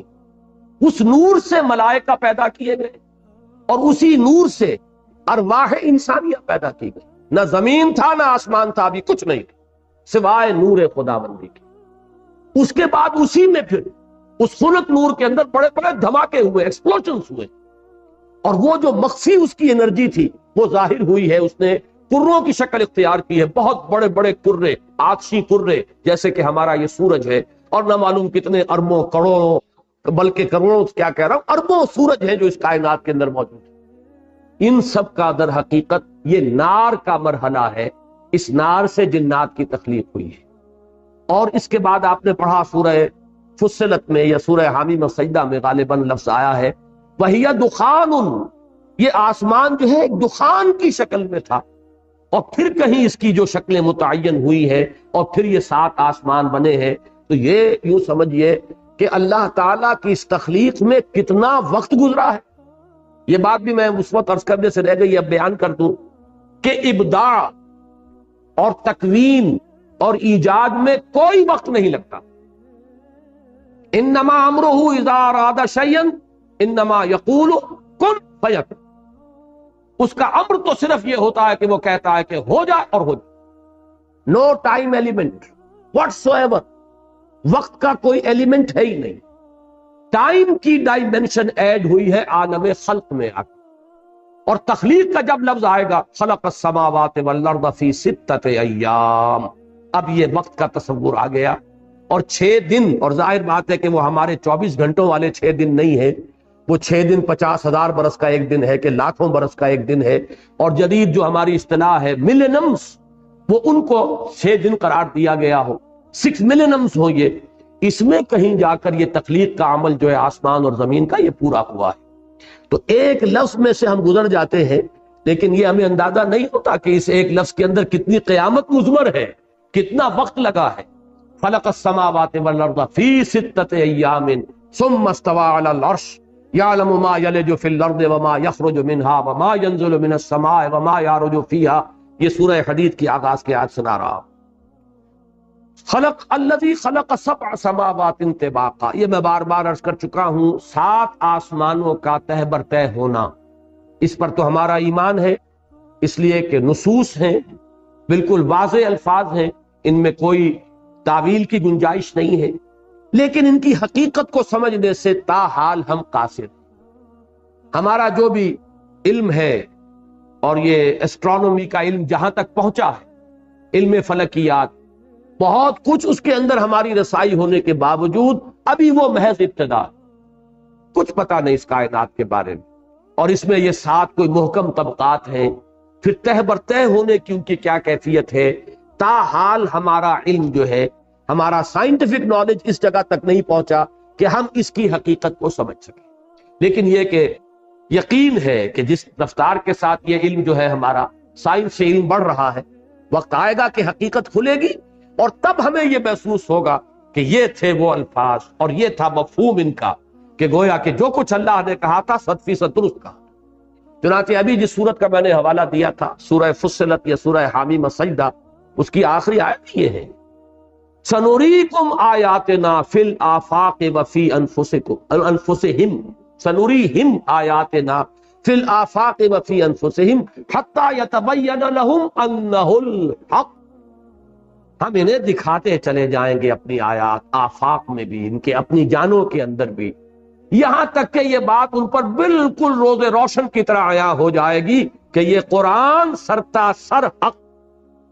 تو جیسے جیسے علم ہمارا آگے بڑھ رہا ہے، قرآن مجید کی حقانیت جو ہے مزید مبرہن اور مزید مبین ہوتی چلی جا رہی۔ ما ترا فی خلق الرحمن من تفاوت، تم نہیں دیکھتے یا تم نہیں دیکھ سکو گے، ترا چونکہ یہ فعل مضارع عربی زبان میں حال اور مستقبل دونوں کو کور کرتا ہے، ما ترا فی خلق الرحمن من تفاوت، تم رحمان کی تخلیق میں کوئی فرق نہ دیکھو گے۔ تفاوت کے لفظ پر غور کیجئے، یہ فوت سے بنا ہے، فوت میں کسی چیز کا کم ہو جانا، تفاوت باب تفاعل، اس میں ایک دوسرے کے ساتھ مقابلے کی شکل بھی آتی ہے، مبالغہ بھی آتی ہے۔ اردو میں ہم لفظ بولتے ہیں فرق و تفاوت، فرق و تفاوت، کسی چیز کے اندر کمی بیشی اور فرق پیدا ہو جانا۔ اب یہاں مراد کیا ہے کہ تم کوئی تفاوت نہ پاؤ، حالانکہ فرق تو اللہ تعالیٰ کی اس تخلیق میں بو قلمونی، رنگا رنگی، یہاں تو کوئی دو چیزیں یکساں ہے ہی نہیں، انسانوں کی شکل مختلف، آپ کروڑوں انسانوں کو جمع کر لیجئے، دو انسانوں کی شکلیں آپ کو ایک جیسی نہیں، بالکل جو ہوتے ہیں جڑواں بہن بھائی ہوں، جڑواں بھائی ہوں، جڑواں بہنیں ہوں، ان میں تو مشابہت کبھی ہو جاتی ہے ایسی، لیکن یہ کہ وہ بھی بالکل ایک نہیں ہوتے۔ اس کا کلائمیکس یہ ہے کہ کسی دو انسانوں کے یہ تھمب امپریشنز جو ہے ایک جیسے نہیں ہے۔ اسی پر تو آپ کی بہت سی تشخیص جو ہے اور تفتیش جو ہے اس کا دار و مدار اس پر ہے، اس کے ایکسپرٹس ہوتے ہیں۔ تو معلوم یہ ہوا ایک پودے میں اگر 10 گلاب کے پھول لگے ہوئے، 2 پھول ایک جیسے نہیں ہوں گے۔ یہ اللہ تعالیٰ کی بو قلمونی ہے، رنگا رنگی ہے، یہ اس کی خلاقی کی شان ہے۔ تو میں جہاں تک سمجھ پایا ہوں کہ ما تری فی خلق الرحمن من تفاوت، اس کو میں سورہ رحمان کا جو مضمون ہے، اللہ تعالیٰ نے وَالسَّمَاءَ رَفَعَهَا وَوَضَعَ الْمِيزَانَ اللہ تطغوا فی المیزان، یہ عدم تفاوت در حقیقت توازن جو ہے اس کائنات کے اندر، جو کاسمک بیلنس کا ذکر میں کر چکا ہوں بڑی تفصیل سے جب سورہ رحمان ہم پڑھ رہے تھے، اور زیادہ فاصلہ نہیں ہے۔ سورہ رحمان جو ہے اس گروپ کی جو مکیات تھی، چھٹے گروپ کی، اس کے اندر وہ سورہ رحمان تھی۔ تو اللہ تعالیٰ نے ایک بیلنس قائم کیا، اس بیلنس کے اندر کوئی امبیلنس تم نہیں پاؤ گے۔ اور یہ بات ہے کہ جو آج ہمارے سامنے جو اس طرح واضح ہے کہ یہ پورا جو سارا سلسلہ ہے سیاروں کا، یہ ایک باہمی کشش کا ایک نظام ہے جس کے بل پر قائم ہے۔ بال برابر فرق اگر ہو جائے، اب لفظ فرق لا رہا ہوں یہاں، بال برابر فرق ہو جائے تو وہ سارا بیلنس جو ہے وہ ڈسٹرب ہو جائے گا اور یہ کرے ایک دوسرے سے ٹکرائیں۔ یہ ہے در حقیقت وہ بہت ہی نازک بیلنس جس پر کہ اللہ تعالیٰ نے اس کائنات کو قائم کیا ہو۔ لو سانس بھی آہستہ کے نازک ہے بہت کام، آفاق کی اس کارگہ شیشہ گری کا، آفاق کے یہ عظیم کرے بھی شیشوں کے مانند ہے کہ ایک ذرا سا شیشہ جو ہے وہ اگر گرا ہے تو وہ ٹوٹ کر چورا چورا ہو جائے گا۔ تو ذرا سا یہ باہمی فاصلے جو ہیں ان کے اور مختلف مدار جو ہیں ان کے اندر ذرا سا فرق واقع ہو جائے تو تمام کرے ایک دوسرے کے ساتھ ٹکرا جائیں۔ یہ ہے میرے نزدیک یہاں پر ما ترا فی خلق الرحمن من تفاوت، یہ تفاوت جو ہے شکل کا نہیں ہے، شکل کا تفاوت تو ہے، کرے بڑے بھی ہیں چھوٹے بھی ہیں، سورج بڑے بھی ہیں چھوٹے بھی ہیں، گیلیکسیز ہیں، پھر یہ کہ زمین کی مخلوقات ہیں، جانور ہے، فرق ہے، گونا گونی ہے، ایک ہی نوع ہے لیکن اس کے اندر شکلیں مختلف ہیں، ایک ہی پھول ہے، ایک ہی پودے کی شکلیں مختلف ہیں۔ بلکہ قرآن مجید میں مختلف جگہ پر اللہ تعالیٰ نے اپنی نشانیوں کو بیان کیا ہے کہ بسا اوقات کھجور کے 2 درخت ایک ہی جڑ پر کھڑے ہوئے ہیں لیکن ان دونوں کے پھل جو ہے ذائقے میں مختلف ہیں۔ زمین ایک، پانی ایک، سوائل ایک اور جڑ ایک، لیکن اس کے جو پھل آ رہے ہیں مختلف آ رہے ہیں۔ تو یہ تو در حقیقت اللہ کی خلاقی اور صنائی کا اس کی ایک نشانی ہے۔ تو تفاوت اس معنی میں نہیں بلکہ ایک عدم توازن تم اس میں نہیں پاؤ گے، بلکہ جیسا کہ سورہ رحمان میں فرمایا کہ وَالسَّمَاءَ رَفَعَهَا وَوَضَعَ الْمِيزَانَ اللہ تطغوا فی المیزان وَأَقِیمُوا الْوَزْنَ بِالْقِسْطِ وَلَا تُخْسِرُوا الْمِيزَانَ۔ میں وہاں وضاحت کر چکا ہوں کہ اس میں عام طور پر لوگوں نے یہ جو تولنے والی میزان ہے وہ مراد لی ہے، وہ در حقیقت سورہ حدید میں جب لفظ آیا ہے وَأَنزَلْنَا مَعَهُمُ الْكِتَابَ وَالْمِيزَانَ، وہاں تو در حقیقت میزان اس مفہوم میں لی جا سکتی ہے، لیکن یہ کاسمک بیلنس ہے اس فضا کے اندر، اس خلا کے اندر، کائنات کے اندر جو توازن اللہ نے قائم کیا ہے۔ اس کے بعد فرمایا فَارْجِعِ الْبَصَرَ، تو ذرا لوٹاؤ اپنی نگاہ کو۔ کیوں کہا لوٹاؤ؟ اس لیے کہ پہلی مرتبہ کا دیکھنا وہ تھا جہاں اس کا ذکر نہیں کیا گیا، ما ترا فی خلق الرحمن من تفاوت۔ پہلی مرتبہ غور کرو تمہیں اس کائنات کے اندر کہیں امبیلنس نظر نہیں آئے، کمال توازن پاؤ گے اس کائنات کے اندر۔ اس کے بعد فرجع البصر، ذرا لوٹاؤ اپنی نگاہ کو پھر دیکھو۔ لیکن اس کے بعد آیا کرتین، کرتین سے مراد یہ 2 مرتبہ نہیں، بار بار اپنی نگاہ کو بار بار لے جاؤ، غور کرو، سوچو۔ لیکن فرمایا ما هل ترى من فطور، تم دیکھتے ہو کہیں کوئی فطور؟ اب یہ فطور کے لفظ کو سمجھیے، فاطورا، فطر، اسی سے یہ عید الفطر تھی جو گزری ہے، زیادہ عرصہ نہیں ہوا۔ افطار ہے روزے کو توڑنا، روزے کو ختم کرنا، اور فطر کا لفظ ہے، اور یہ فے سے جو الفاظ شروع ہوتے ہیں بہت سے، ان میں آپ دیکھیں گے کہ ایک مفہوم مشترک ہوگا، توڑنا پھاڑنا۔ فلق، رات کی تاریکی کا پردہ چاک ہوتا ہے اور سفیدہ سحر نمودار ہوتا ہے۔ فالق الاصباح، فالق الحب والنوا، فلق جو ہے کہ وہ گٹھلی پھٹتی ہے، دانا پھٹتا ہے، اس میں سے دو پتیاں نکلتی ہیں جو پودے کی شکل اختیار کرتی ہیں۔ اسی طرح لفظ فطر ہے، اور اسی طریقے سے اور بہت سے الفاظ ہیں۔ یہ فقہ اللغہ کا موضوع ہے۔ فرج، فرج کا لفظ میں خاص طور پہ اس لیے نوٹ کرانا چاہتا ہوں، فرج بھی کہتے ہیں کسی خلا کو، اور خلا انسانی شخصیت کے اندر سب سے بڑا خلا جو ہے وہ اس کا سیکسول معاملہ ہے، جس میں کہ سب سے زیادہ اندیشہ ہوتا ہے کہ انسان بے قابو ہو جائے گا اور اس کی پوری شخصیت جو ہے اس کی راہ سے برباد ہو جائے گی۔ فرج کہتے ہیں کسی خلا کو، جیسے کہ فصیل میں کوئی دراڑ پڑ گئی ہو تو دشمن کا اندیشہ ہے کہ وہ اس میں داخل ہو جائے گا اور وہ جو قلعہ ہے وہ فتح ہو جائے گا۔ اسی طریقے سے انسانی شخصیت میں خاص طور پر یہ جنسی جذبہ جو ہے یہ اس شخصیت کے دراڑ کی حیثیت رکھتا ہے، اندیشے کی جگہ ہے۔ یہ جو فرمایا کہ تم ہمارے اس خلق میں ما ترا فی خلق الرحمن من هل ترا من فطور، دیکھتے ہو تم کوئی فطور، کہیں کوئی خلا ہے، کہیں کوئی رخنا ہے، رکھنے کا لفظ سب سے عمدہ ہوگا، کہیں کوئی دراڑ ہے، کہیں کوئی کمی ہے، یعنی یہ نظام انتہائی مربوط، اس میں کہیں کوئی خلا نہیں ہے۔ اور اس کے لیے سورہ قاف کی آیت کا میں اشارہ کرنا چاہتا ہوں، وہاں لفظ فروج آیا ہے جہاں یہاں فطور آیا ہے۔ افلم ينظروا الى السماء فوقهم كيف بنيناها وزيناها وما لها من فروج، یہ فرج کی جمع فروج، کہیں کوئی خلا، کوئی رخنے، کہیں کوئی دراڑیں تمہیں نظر نہیں آئیں گی۔ یہ پورا مربوط ہے یہ سلسلہ تخلیق ہمارا، اور یہ ساری گفتگو ہو رہی ہے اس پورے کاسمک لیول پر۔ ثم ارجع البصر کرتین، پھر لوٹاؤ اپنی نگاہ کو، کرتین میں عرض کر چکا ہوں دو مرتبہ مراد نہیں ہے، بار بار۔ ینقلب الیک البصر خاسئا وهو حسیر، تمہاری نگاہ پلٹ آئے گی تھکی ہاری ہوئی اور ناکام اور خاسر ہو کر، اور تمہیں کہیں بھی اللہ تعالی کی تخلیق کے اندر کوئی خلا، کوئی رخنا، کوئی امبیلنس، کوئی دراڑ نظر نہیں۔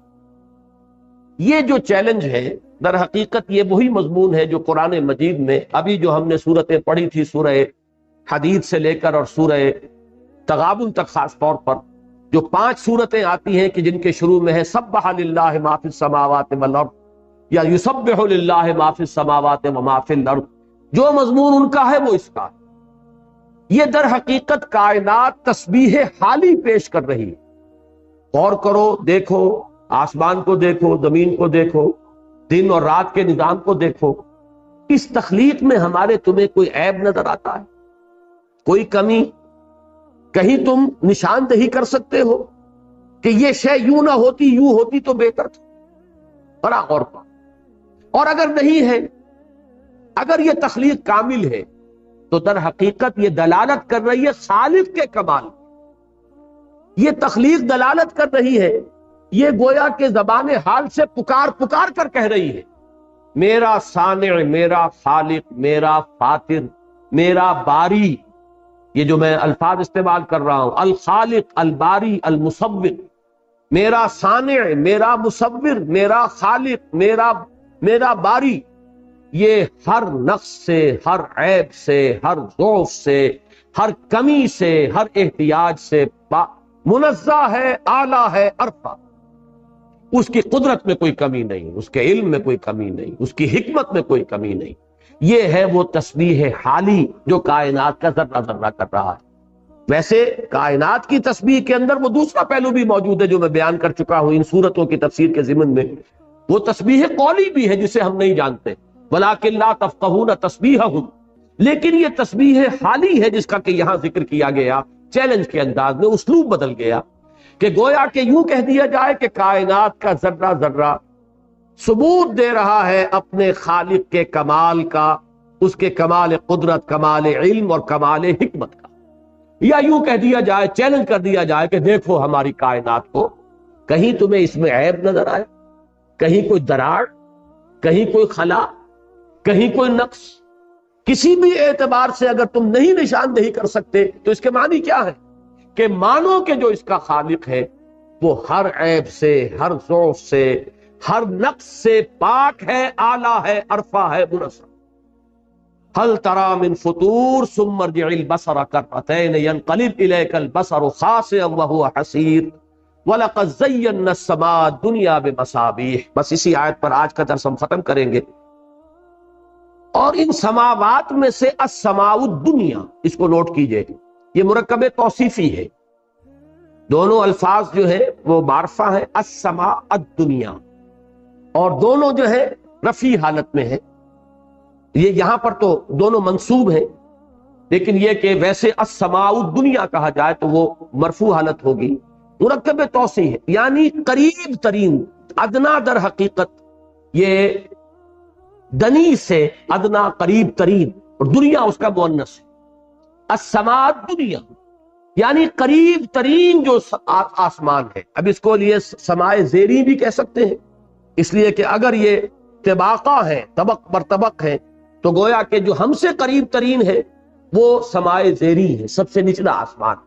اسے آپ پہلا آسمان کہہ لیں، سب سے نچلا آسمان کہہ لیں، لیکن لفظی ترجمہ ہوگا قریب ترین آسمان، وہ آسمان کے جو تمہاری اس زمین سے، تمہارے اس عالم سے قریب ترین ہے، اس کو ہم نے مزین کر دیا ہے چراغوں سے۔ اب اس کی بھی حقیقت ایک تو یوں سمجھ لیجئے کہ جو بھی انسان کو نظر آتا ہے، آج سے 1400 برس پہلے کا انسان جو قرآن سن رہا تھا، پڑھ رہا تھا، اس کا ابھی یہ جو علم ہے ایسٹرونومی کا اور کاسمولوجی کا بہت محدود نہ ہونے کے برابر۔ انسان کو محسوس یہی ہوتا تھا کہ ایک چادر تنی ہوئی ایک چھت ہے، سقف محفوظہ، ایک چھت ہے کہ جو بڑی مضبوط ہے، بڑی مستحکم ہے، محفوظ ہے، اور اس میں جیسے قمقمے لگے ہوتے ہیں ویسے یہ قمقمے ہیں کہ جو یہ دمک رہے ہیں، چمک رہے ہیں۔ یہ ہے کیفیت کے جو انسان کے مشاہدے کی۔ ایک تو یہ ہو سکتا ہے کہ اس کے مشاہدے ہی کو تعبیر کیا گیا ہو، وَلَقَدْ زَيَّنَّا السَّمَاءَ الدُّنْيَا بِمَصَابِيحَ۔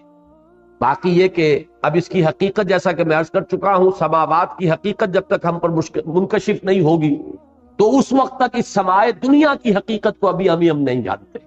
یہ صرف ہمارے مشاہدے کی کیفیت جو نظر آ رہی ہے کہ جیسے یہ ایک بڑی ہی یعنی مزین کی ہوئی چھت کے مانند ہے یہ پہلا آسمان، یا جو آسمان زیری ہے، یا جو قریب ترین ہمارے آسمان ہے۔ اس میں جو ستارے ہیں یہ گویا کہ قمقمے ہیں کہ جن سے ان کو زینت دی گئی ہے، آرائش دی گئی ہے۔ لیکن دوسری چیز ہے اصل میں کہ جو زیادہ اہم ہے، وَرُجُومًا لِلشَّيَاطِينِ، یہ جو ستارے ہیں یہ صرف زیبائش اور آرائش کا کام نہیں دیتے، بلکہ یہ شیاطین کو رجم کرنے کا ذریعہ ہے، سنسار کرنے کا ذریعہ۔ یہ مضمون جو ہے اس سے پہلے کئی مرتبہ میں عرض کر چکا ہوں کہ جنات کا معاملہ، شیاطین جن وہ عالم بالا کی طرف چاہتے ہیں کہ پرواز کریں، وہاں سے غیب کی خبریں حاصل کریں، اور انسانوں میں سے جو جن کے ساتھ، ان کاہنوں کے ساتھ ان کے روابط ہیں، ان کے کانوں میں آ کر پھونک مارے کہ یہ بات ہے جو اب ہونے والی ہے، یہ غیب کی خبر ہے جو ہم تمہیں دے رہے ہیں، تم اس کے ذریعے سے اپنی کہانت کی دکان چمکا سکتے ہو۔ یہ دھندا دنیا میں ہمیشہ سے ہوتا چلا آ رہا ہے، اور آج بھی یہ جو تصوف کا ایک بہت ہی جامع لفظ ہے اور بہت وسیع مفہوم اس کے اندر شامل ہے۔ ارادہ ہے اللہ تعالیٰ توفیق دے، جلدی لکھنا چاہتا ہوں، ایک مضمون بہت اوور ڈیو بھی ہو چکا ہے، اس لیے کہ تصوف کی بحث ذرا چھڑ گئی تھی ہمارے حکمت قرآن میں، اور بہت سے خطوط آئے اس پر، اور میں نے وعدہ بھی کیا ہوا ہے کہ میں اس پر اپنے خیالات جو ہے تفصیل سے لکھوں گا۔ تصوف میں بہت سی چیزیں جمع ہو گئی ہیں اس لفظ کے تحت، اور اسی کی وجہ سے بہت سے مغالطے۔ اسی کے تحت ایک تصور یہ بھی ہے کہ ایک مخفی عالم ہے، اور اس مخفی عالم میں اولیاء اللہ کی ارواح ہیں، وہ صاحب خدمت ہیں، وہ اس کائنات کے انتظام میں دخیل ہیں، جو چیزیں یہاں ہو رہی ہیں وہ پہلے کہیں ان کی محفلوں میں طے ہوتی ہیں، پھر وہ کوئی طے کر کے پھر وہ بارگاہ نبوت میں پیش کرتے ہیں، پھر وہاں سے اس کی جو ہے وہ منظوری ملتی ہے، پھر اس کے مطابق اس کائنات میں رد و بدل ہوتا ہے۔ کوئی اگر کسی کا اقتدار ختم ہوتا ہے، کسی کو حکومت مل رہی ہوتی ہے، یہ ساری چیزیں جو ہے یہ ایک اندرونی ایک باطنی نظام ہے جس کے تحت یہ چیزیں چل رہی۔ در حقیقت اس کا تصور قدیم سے موجود ہے، یہی وہ باطنی نظام ہے کہ جس نے کہانت کی شکل اختیار کی تھی. یہ چونکہ ہم سے ہڈن ہے، ہمارے لیے یہ عالم غیب ہے، لہذا کچھ معلوم نہیں ہوتا کہ کسی وقت اگر کوئی روح کسی کو یہ کہے کہ میں فلاں بزرگ کی روح ہوں، تو ہمارے پاس کوئی ذریعہ نہیں ہے ویریفائی کرنے کا. ہو سکتا ہے وہ کوئی شیطان جن ہو اور وہ دھوکہ دے، اور اس نے اگر کوئی خبر صحیح دے دی ہے تو وہ بھی در حقیقت ثبوت نہیں ہے کہ یہ فلاں بزرگ کی روح ہی بول رہی ہے.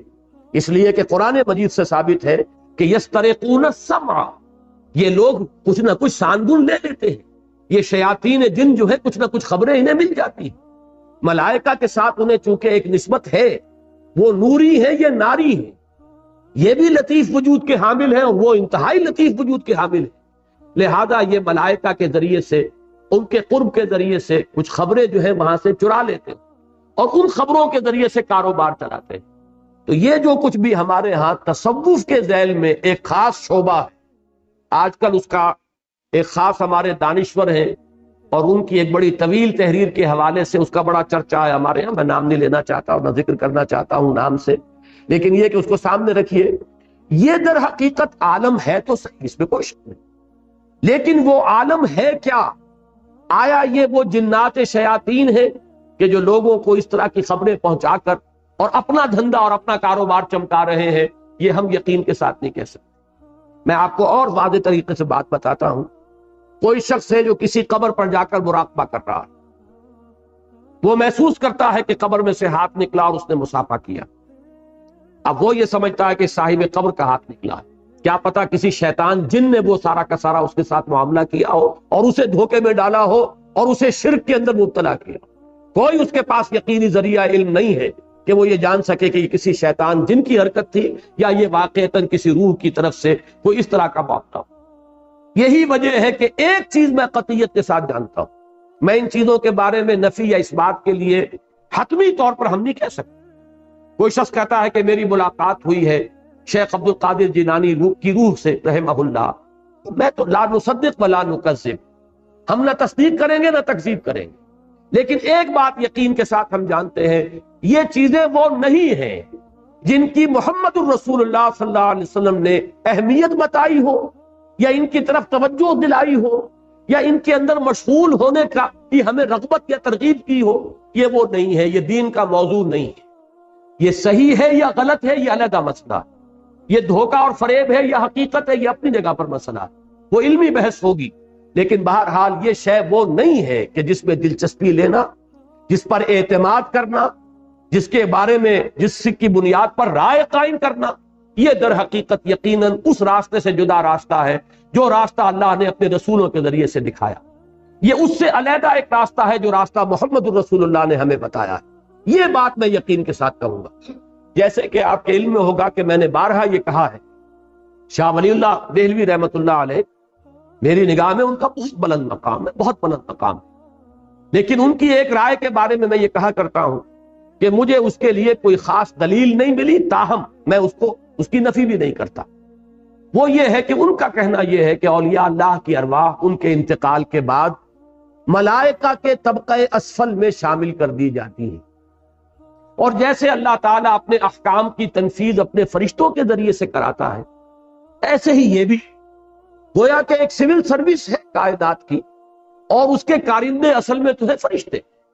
لیکن انہی میں اللہ تعالیٰ اولیاء اللہ کی ارواح کو بھی، اور وہ بھی طبقہ اسفل میں سب سے نچلے طبقے کے جو ملائکہ ہیں ان میں اولیاء اللہ کی ارواح کو شامل کر کے وہ بھی اس سول سروس کا ایک جز بن جاتے ہیں. اللہ تعالیٰ اپنے احکام کی تنفیذ میں ان سے بھی کام لیتا. اب یہ ایک رائے ہے ان کی، اور لیکن شاہ ولی اللہ دہلوی کی ہے رحمۃ اللہ علیہ، میں اس کی تکذیب نہیں کروں گا. البتہ یہ کہ ان سے خطاب کرنے، ان سے رجوع کرنے کی ہمیں اجازت نہیں ہے. ہم یہ نہیں کہہ سکتے کہ اے روح شیخ عبد القادر جیلانی مجھے اس مصیبت سے نجات دلا دے. جہاں یہ کریں گے یہ شرک ہو جائے. آپ پکار نہیں سکتے لا تدعوا مع اللہ احد، اس لیے کہ میں اس کے لیے دلیل یہ دیا کرتا ہوں کہ دیکھیے ملائکہ پر ہمارا ایمان ہے، ملائکہ تو ہمارے ساتھ بھی ہے، کرامن کاتبین جو ہے موجود ہے، ہر انسان کے ساتھ ہے. یرسل علیکم حفظہ، ہماری محافظت پر، ہماری حفاظت پر بھی ملائکہ مامور ہے. ہم جہاں کہیں ہو وہ ملائکہ ہمارے ساتھ ہیں. پھر یہ کہ ہم اس وقت مسجد میں بیٹھے ہوئے ہیں اور اللہ کی کتاب پڑھ رہے ہیں، ہمیں یقین کے ساتھ معلوم ہے کہ محمد رسول اللہ نے خبر دی ہے صلی اللہ علیہ وسلم، ملائکہ نے ہمارا گھیراؤ کیا ہوا ہے، جیسے کہ حدیث صحیح ہے، مجتمع قوم فی بیت من بیوت اللہ یتلون کتاب اللہ ویتدارسون بینہم الا نزلت علیہم السکینہ وغشیتہم الرحمہ وحفتہم الملائکہ، ملائکہ جو ہے ان کے گرد گھیرا ڈالتے تھے، لیکن ہمیں ہرگز اجازت نہیں ہے کہ ہم ملائکہ سے خطاب کریں کہ اے فلاں فرشتے اور اے اسرافیل اور اے جبرائیل اور اے فلاں یا اے وہ میرے فرشتے کے جو میرے حفاظت پر جو مامور ہے مجھے اس مشکل سے نجات دلا دے یا میرا یہ کام کر دے۔ جہاں یہ کریں گے وہ کفر ہو جائے گا، شرک ہو جائے گا۔ اسی طریقے سے اگر ارواح بھی ہوں گی ہمیں اس سے انکار کرنے کی ضرورت نہیں، وہ اگر ان کے اندر ان کے طبقہ اسفل میں شامل ہے تو اس سے کوئی شرک لازم نہیں آتا۔ ہاں شرک وہ ہوگا جبکہ آپ ان سے استمداد کریں گے، استعانت کریں گے، استدعا کریں گے، انہیں پکاریں گے، ان سے دعا کریں گے، تب آپ مشرک ہو گئے، آپ نے شرک کے اندر قدم رکھ دیا۔ لیکن مجرد علمی مسئلہ ہے کہ وہ ہے، ہو سکتا ہے کہ شاہ صاحب کی وہ رائے غلط ہو، واللہ عالم، لیکن یہ ہے کہ بہرحال میرا موقف اس میں ہوگا لا نصدق ولا نکذب۔ اسی طرح کوئی روح سے کسی کی ملاقات ہو جانا، لا نصدق ولا نکذب، لیکن ایک بات تو ہم یہ کہیں گے کہ بھائی تمہارے پاس کیا یقین کا ذریعہ ہے کہ یہ اسی کی روح تھی، یہ کسی شیطان نے تمہیں دھوکے میں نہیں ڈالا؟ تم تو نہیں کہہ سکتے، ویریفیکیشن کا کوئی ذریعہ ہمارے پاس موجود نہیں، یہ ہے۔ اور پھر دوسری بات قطعی ہے کہ اس سے کوئی استدعا کرنا، یہ تو در حقیقت دین کی جو سب سے بنیادی تعلیم ہے توحید، اور توحید فی الدعاء، اور دعا کیا ہے؟ وہ عبادت کا جوہر ہے، لب لباب ہے، الدعاء هو العبادہ، الدعاء مخ العبادہ، تو اصل میں تو یہ پھر شرک فی العبادت ہو جائے گا، اس سے بچنا ہے۔ باقی رہ گیا کہ علمی اعتبار سے کیا بات صحیح ہے کیا غلط ہے، اس میں آپ دلیل کے ساتھ گفتگو کر سکتے ہیں۔ تو یہ جو میں ایک بات یہاں سے شروع ہوئی تھی کہ یہ جنات کی رسائی بہت دور تک ہے، ہم بڑے بڑے راکٹ سے جہاں پہنچنے کی کوشش کر رہے ہیں، یہ چونکہ ناری مخلوق ہے اور لطیف مخلوق ہے، اس کی رسائی وہاں تک ہے، سمائے دنیا تک یہ پہنچتے ہیں، یہ قرآن ثابت ہے، اور اس سمائے دنیا سے پھر ان پر میزائل پھینکے جاتے ہیں۔ یہ شہاب جو ہے، شہاب الرصدہ، گھات میں لگے ہوئے یہ میزائل فٹ ہوئے ہیں، اور جیسے ہی کوئی شیطان جن جو ہے وہ اس کے قریب آتا ہے وہ فائر کیے جاتے ہیں، اور وہی ہے کہ جو شہاب ثاقب ہمیں نظر آ رہے ہوتے ہیں۔ یہ مضمون قرآن مجید میں متعدد مواقع پر آیا، نص قطعی کے طور پر آیا ہے، لہذا اس کو تو ہمیں ماننا پڑے گا۔ یہ تمام چیزیں اگرچہ ظاہر بات ہے کہ یہ غیب کا معاملہ ہے ہمارے لیے، نہ جنات کا معاملہ یہ ہے ممکن کہ ہم ان کے ساتھ جو ہے وہ بھی چھپی ہوئی مخلوق ہے، جن اسی لیے اسے کہتے ہیں، جن کہتے ہیں اسے جو چھپی ہوئی شے ہو۔ جنین وہ ہے جو پیٹ میں ہے، ابھی معلوم نہیں، وہ جنین ہے۔ جنت کہتے ہیں باغ کو کہ زمین چھپ گئی ہے، وہ سبزے نے اسے اپنے نیچے چھپا لیا ہے اور ڈھانپ لیا، اسی لیے اس کو آپ کہتے ہیں جنت، یہ باغ، اس لیے کہ زمین جو ہے اس کی چھپ گئی ہے۔ تو یہ بھی ہمارے لیے ایک مخفی مخلوق ہے، اب کیا ہو رہا ہے یہ ہم نہیں جانتے، لیکن یہ کہ یہ جب کوشش کرتے ہیں غیب کی خبریں لینے کے لیے، اور کچھ نہ کچھ تو جو بھی ملائکہ اس عالم میں آتے ہیں ان احکام کی تنفیذ کے لیے، ان سے تو کچھ اچک لیتے ہیں، سوائے قرآن کی وحی کے۔ جب بھی اللہ تعالیٰ کی کتابوں کا نزول ہوتا ہے، اسی پارے میں سورہ جن آئے گی جس میں کہ یہ تب سارے مضامین تفصیل سے آ جائیں گے۔ جب بھی کتاب الہی کے نزول کا وقت ہوتا ہے خاص پہرے بٹھا دیے جاتے ہیں، جنات کے اوپر جو ہے بڑی پابندیاں لگ جاتی کہ کوئی وحی میں سے نہ لے اڑے، اور وحی